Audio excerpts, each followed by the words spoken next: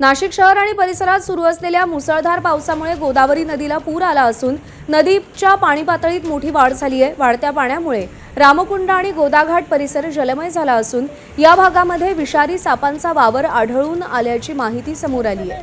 पुराच्या पाण्यामुळे नदीकाठावरचे साप सुरक्षित ठिकाणाच्या शोधात बाहेर येत असल्याने रामकुंड, गोदाघाट आणि नदीलगतच्या परिसरात नागरिकांनी विशेष काळजी घेण्याचे आवाहन करण्यात आले।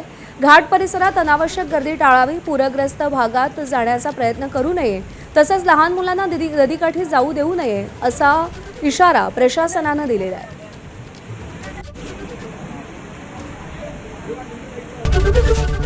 एबीपी माझा, उघडा डोळे बघा नीट।